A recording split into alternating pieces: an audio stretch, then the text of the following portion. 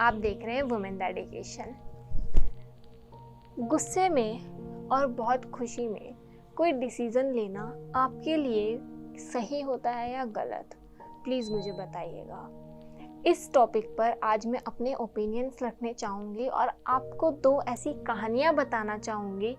I hope आप समझ पाएंगे कि हाँ, हमें ऐसी सिचुएशंस में कोई डिसीज़न अपनी लाइफ के प्रति, फ्यूचर के लिए कोई डिसीज़न हमें लेने चाहिए या नहीं।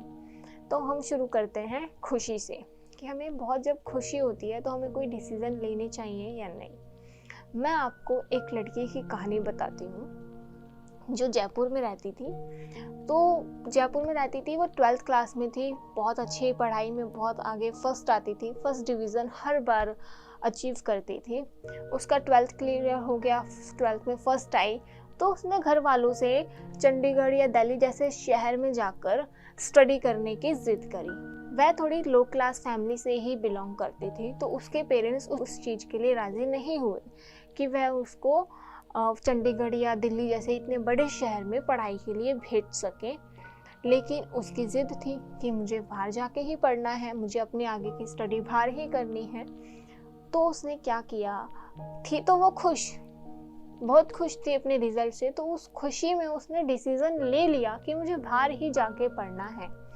फिर वह दिल्ली जाके पढ़ने लग गई। तो अब पेरेंट्स का सपोर्ट तो था नहीं, क्योंकि पेरेंट्स के पास पैसे ही नहीं थे कि उस पर वो पैसा लगा सकें। फिर वह वहाँ जाके काम करने लग गई।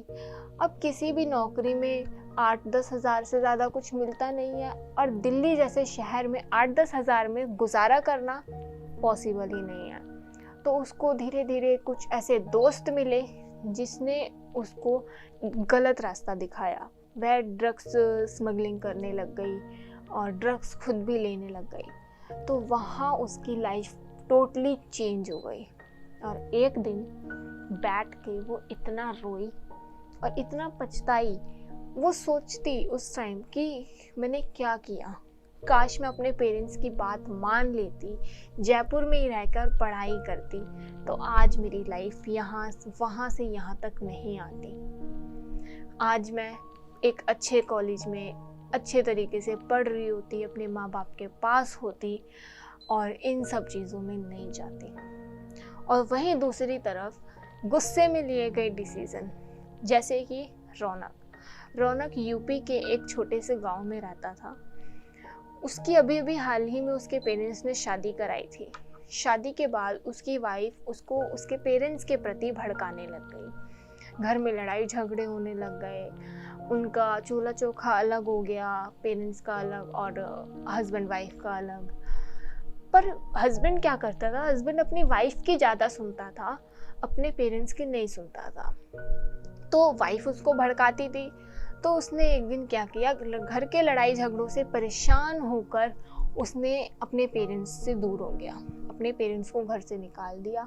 एक दिन ऐसा आया कि उसकी वाइफ उसको छोड़ कर चली गई, क्योंकि उसकी वाइफ को वो सारी खुशियाँ नहीं मिल पा रही थी जो उसे चाहिए थी। उसको पैसा, शोहरत, आराम ये सब चाहिए था, और उतना सब रौनक उसको नहीं दे पा रहा था, क्योंकि रौनक एक मिडिल क्लास फैमिली से बिलोंग करता था और ख़ुद भी एक छोटी मोटी सी नौकरी करके अपना घर चला रहा था।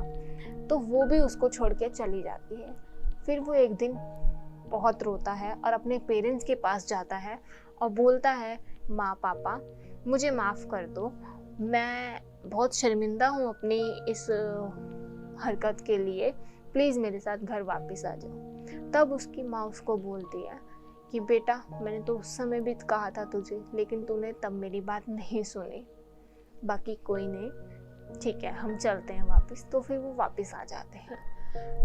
इन दो कहानियों से हमें ये पता चलता है, जैसा कि मैंने वीडियो के शुरुआत में कहा था, कि गुस्से में और खुशी में लिए गए डिसीजन क्या हमेशा सही होते हैं या हमेशा गलत होते हैं। मैं ये नहीं कहती कि हमेशा गलत होते हैं, पर बहुत बार ऐसी सिचुएशंस आ जाती हैं, कई बार वो फैसले गलत हो सकते हैं। तो कोई भी अपनी ज़िंदगी का फ़ैसला अपने फ्यूचर के लिए, अपने लाइफ पार्टनर के लिए, अपने पेरेंट्स के लिए, किसी के भी प्रति, अपने खुद के लिए कोई भी डिसीज़न बिना सोचे समझे ना लें।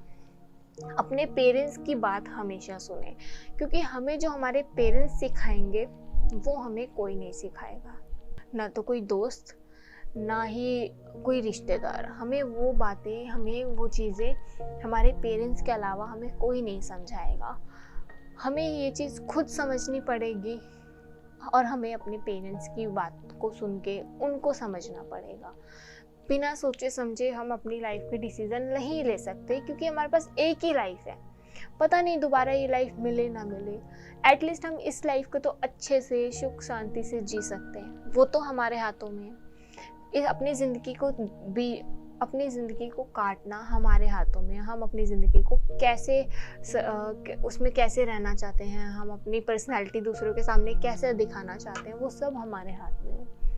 तो डिसीज़न अपनी लाइफ के लिए, खुद के लिए बहुत सोच समझ के लिया करें। Thank you.